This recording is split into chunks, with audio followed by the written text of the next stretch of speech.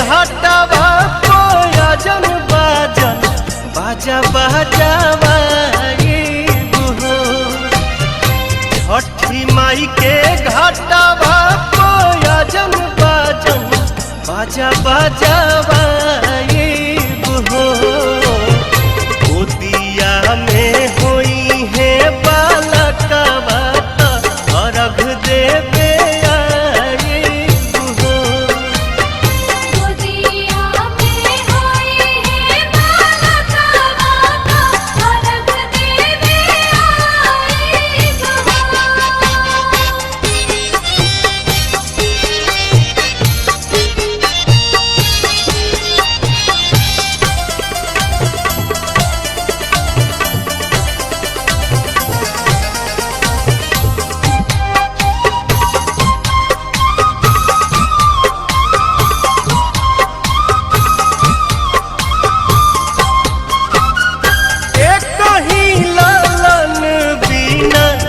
छने मनवा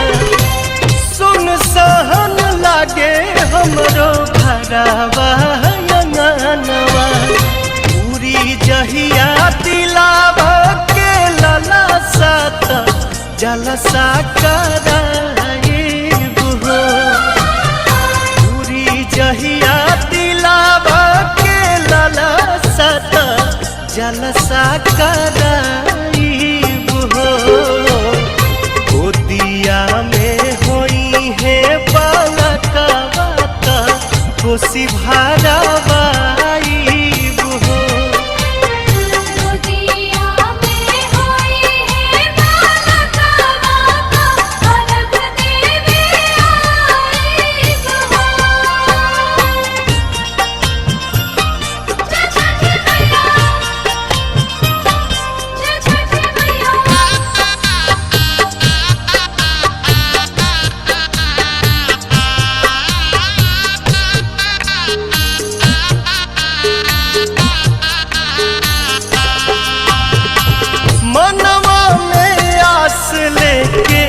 रोवेले बझनिया कहिया बसैबू छठी माई हमर दुनिया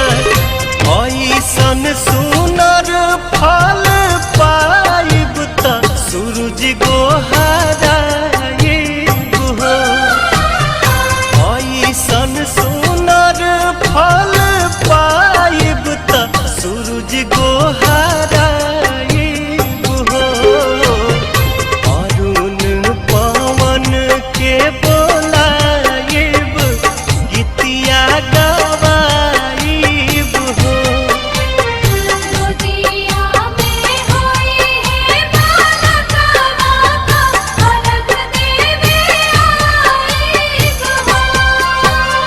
छठी माई के घाटवा कोयजन बाजन